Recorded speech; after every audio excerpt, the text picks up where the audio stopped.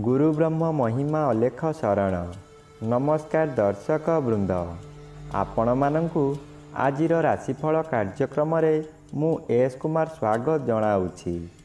प्रतिदिन निजर राशिफल जानिबा पाई गुरुकृपा यूट्यूब चैनल को सब्सक्राइब करंतु और पाखरे थिबा बेल आइकन को प्रेस करी ऑल नोटिफिकेशन ऑन करी दियंतु, जहा फलरे आमे जेतेबेले वीडियो अपलोड करिवो प्रथमे आपण वीडियो देखि पारिबे।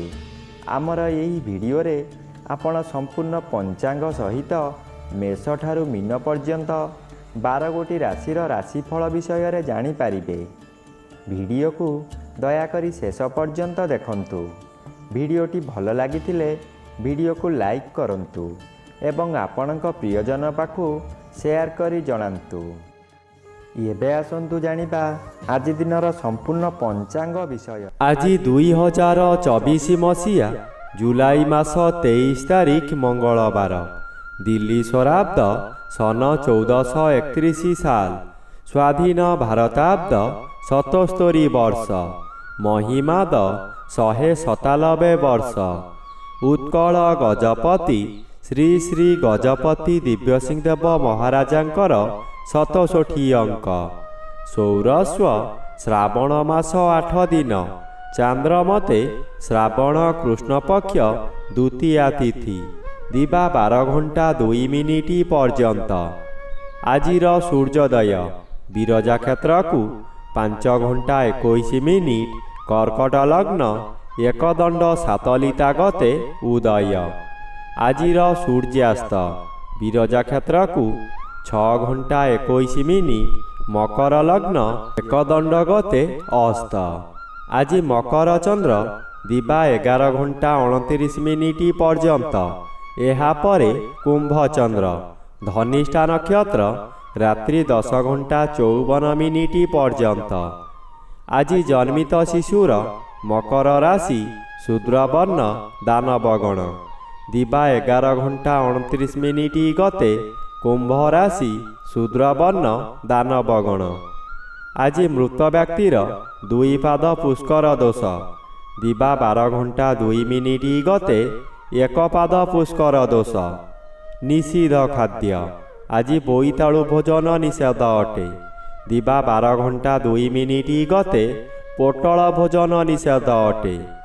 आजिर अमृत जोग दिवा 7 घंटा 57 मिनिट गते 11 घंटा 27 मिनिट मध्ये, दिवा 1 घंटा 5 मिनिट गते 2 घंटा 51 मिनिट मध्ये, अपराह्न 3 घंटा 49 मिनिट गते 4 घंटा 56 मिनिट मध्ये, अस्तरु रात्रि 7 घंटा 43 मिनिट मध्ये, रात्रि 9 घंटा 24 मिनिट गते 10 घंटा 50 मिनिट मध्ये, एवं रात्रि 1 घंटा 54 मिनिट गते शेष रात्रि 3 घंटा 2 मिनिट मध्ये। आजिर महेंद्र जोग नाही। आजिर काल बेला दिवा 12 घंटा 2 मिनिट गते अपराह्न 3 घंटा 34 मिनिट मध्ये। आजिर 12 बेला दिवा 6 घंटा 58 मिनिट गते 8 घंटा 28 मिनिट मध्ये। आजिर काल रात्रि रात्रि 7 घंटा 51 मिनिट गते 9 घंटा 23 मिनिट मध्ये। आजिर राहु काल अपराह्न 3 घंटा ठारू 4 घंटा 30 मिनिट मध्यरे।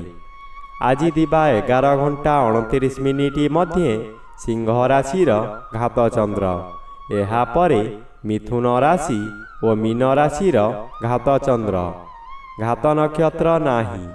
दिवा 12 घंटा 2 मिनिट मध्ये धनु राशि और मीन राशिर घात तिथि, मकर राशिर घात 12। बंधुगण एबे आसंतु जानिबा मेष ठारू मीन पर्यंत द्वादश राशिर राशिफल विषय रे। राशिचक्रर प्रथम राशि मेष राशि। आज मेष राशि जन्मित व्यक्ति मानक सकाशे दशम चंद्र अन्य ग्रह द्वारा बाधा पाउथिबारु कर्म क्षेत्र रे अपजस और अपमान मिलिब। दुर्नाम आपणकर पीछा छाड़िब नाही। सफलता पाउथिबा कार्यरु विफलता मिलिब।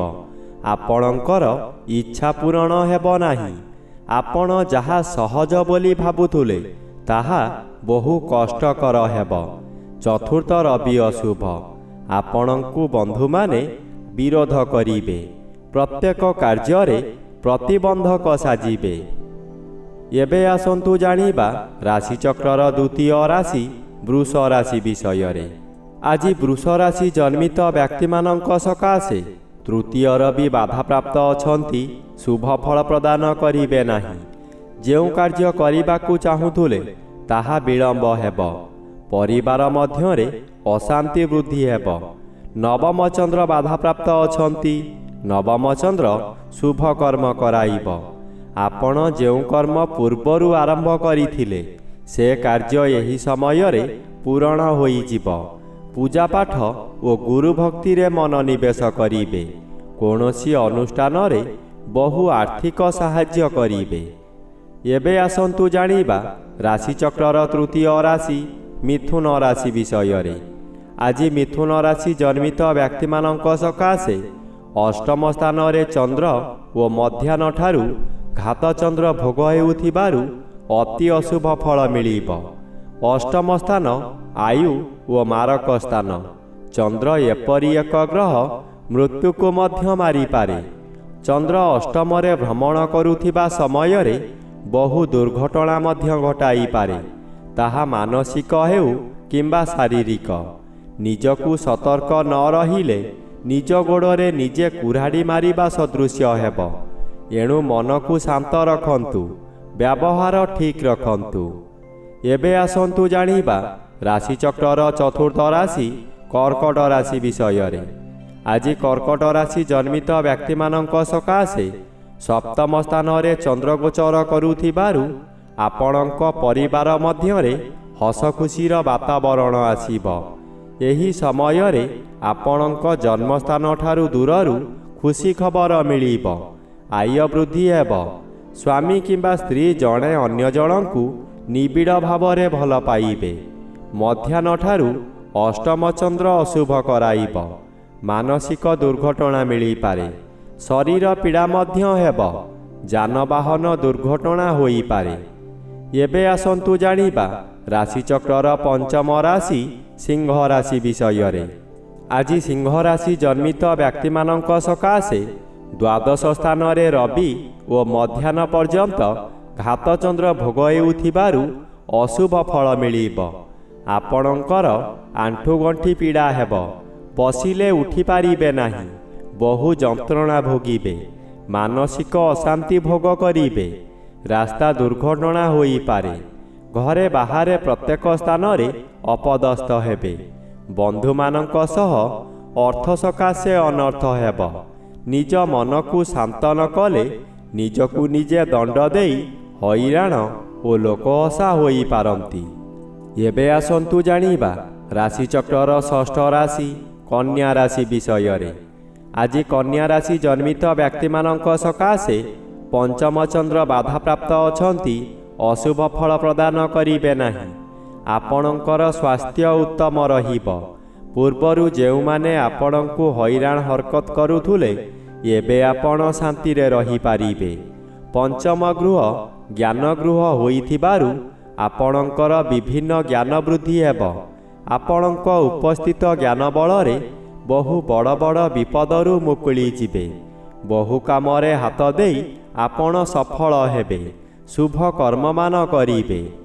ଏବେ ଆସନ୍ତୁ ଜାଣିବା ରାଶିଚକ୍ରର ସପ୍ତମ ରାଶି ତୁଳା ରାଶି ବିଷୟରେ। ଆଜି ତୁଳା ରାଶି ଜନ୍ମିତ ବ୍ୟକ୍ତିମାନଙ୍କ ସକାଶେ ଚତୁର୍ଥ ସ୍ଥାନରେ ଚନ୍ଦ୍ରଗୋଚର କରୁଛନ୍ତି। କୃଷ୍ଣପକ୍ଷ ହେତୁ ଶୁଭ ଫଳ ମିଳିବ। କୌଣସି ବନ୍ଧୁଙ୍କ ଦ୍ୱାରା ଆପଣ ଉନ୍ନତି ପଥରେ ଆଗେଇ ଚାଲିବେ। ହଠାତ୍ ଅର୍ଥ ବ୍ୟୟ ହେଲେ ମଧ୍ୟ କୌଣସିଠାରୁ ଅର୍ଥ ମିଳିଯିବ। ଆପଣ ଖୁସିରେ ରହିବେ। ମାନସିକ ଅଶାନ୍ତି ପରିବର୍ତ୍ତେ ମାନସିକ ଶାନ୍ତି ମିଳିବ। ମଧ୍ୟାହ୍ନଠାରୁ ପଞ୍ଚମ ଚନ୍ଦ୍ର ଅଶୁଭ। ନିଜର ଜ୍ଞାନ ବୁଦ୍ଧି ହଜାଇ ବସିବେ। କଳହ ସୃଷ୍ଟି ହୋଇପାରେ। କେଉଁଠାରୁ ଦୁଃଖଦ ଖବର ପାଇ ମନରେ ଶୋକଜାତ ହେବ। ଏବେ ଆସନ୍ତୁ ଜାଣିବା ରାଶିଚକ୍ରର ଅଷ୍ଟମ ରାଶି ବିଛା ରାଶି ବିଷୟରେ। ଆଜି ବିଛା ରାଶି ଜନ୍ମିତ ବ୍ୟକ୍ତିମାନଙ୍କ ସକାଶେ ନବମର ବି ଅଶୁଭ ଫଳ ମିଳିବ। ତୃତୀୟ ଚନ୍ଦ୍ର ବାଧାପ୍ରାପ୍ତ ଅଛନ୍ତି, ଶୁଭ ଫଳ ମିଳିବ ନାହିଁ। ଆପଣ ହଠାତ୍ ଅର୍ଥ ବ୍ୟୟ କରିବାକୁ ବାଧ୍ୟ ହେବେ। ପରିବାର ମଧ୍ୟରେ କାହାରି ଶରୀର ଅସୁସ୍ଥ ରହିପାରେ।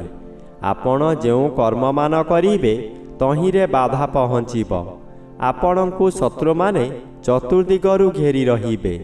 କର୍ମମାନ ଠିକ୍ସେ କରି ନ ପାରି ଅପଦସ୍ଥ ହେବେ। ଆପଣଙ୍କୁ ଆପଣଙ୍କ ନିଜ ଲୋକମାନେ ଧୋକା ଦେବେ। ଧର୍ମ କାମ କରି ବଦନାମ ଓ ନିନ୍ଦା ପାଇବେ। ଏବେ ଆସନ୍ତୁ ଜାଣିବା ରାଶିଚକ୍ରର ନବମ ରାଶି ଧନୁ ରାଶି ବିଷୟରେ। ଆଜି ଧନୁ ରାଶି ଜନ୍ମିତ ବ୍ୟକ୍ତିମାନଙ୍କ ସକାଶେ ଅଷ୍ଟମର ବି ବାଧାପ୍ରାପ୍ତ ଅଛନ୍ତି, ଅଶୁଭ ଫଳ କମ୍ ମିଳିବ। ଦ୍ୱିତୀୟ ଚନ୍ଦ୍ର ଅଶୁଭ। ଆପଣଙ୍କ କାର୍ଯ୍ୟକୁ ବନ୍ଧୁମାନେ ସମାଲୋଚନା କରିବେ। ଦ୍ୱିତୀୟ ଗୃହ ଧନଗୃହ ଓ ପରିବାର ଗୃହ ହୋଇଥିବାରୁ ଆପଣଙ୍କ ନିଜ ଲୋକମାନେ ଶତ୍ରୁତା କରିବେ। ବହୁ ଅର୍ଥ ବ୍ୟୟ କରାଇ ଆପଣଙ୍କୁ ବର୍ବାଦ କରାଇଦେବେ। ମଧ୍ୟାହ୍ନଠାରୁ ଚନ୍ଦ୍ର ତୃତୀୟ ସ୍ଥାନକୁ ଗମନ କରି ଶୁଭ କରାଇବ।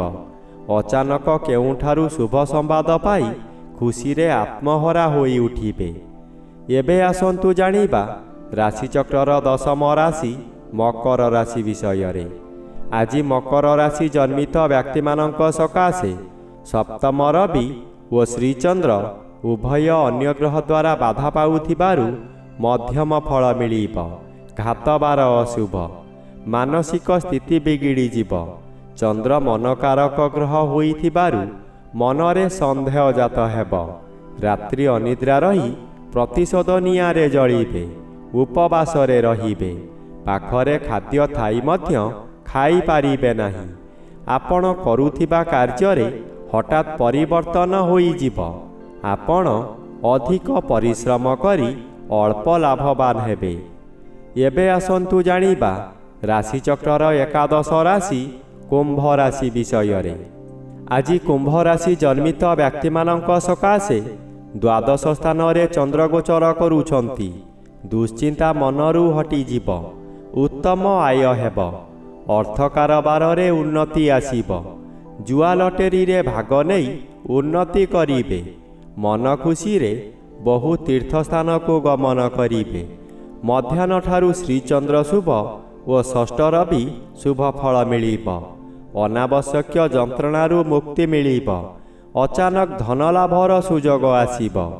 ଆପଣଙ୍କ ସମୟ ଏପରି ଆସିବ ଯେପରି ଗୋଟିଏ ସୂର୍ଯ୍ୟ ଉଦୟରେ ଲକ୍ଷ ଲକ୍ଷ ତାରା ମଉଳି ଯାଇଥାନ୍ତି, ସେହିପରି ହେବ। ଏବେ ଆସନ୍ତୁ ଜାଣିବା ରାଶିଚକ୍ରର ଦ୍ୱାଦଶ ବା ଶେଷ ରାଶି ମୀନ ରାଶି ବିଷୟରେ। ଆଜି ମୀନ ରାଶି ଜନ୍ମିତ ବ୍ୟକ୍ତିମାନଙ୍କ ସକାଶେ ପଞ୍ଚମର ବି ବାଧାପ୍ରାପ୍ତ ଅଛନ୍ତି, ଅଶୁଭ ଫଳ ପ୍ରଦାନ କରିବେ ନାହିଁ। ଏକାଦଶ ଚନ୍ଦ୍ର ଶୁଭ ଫଳ ମିଳିବ।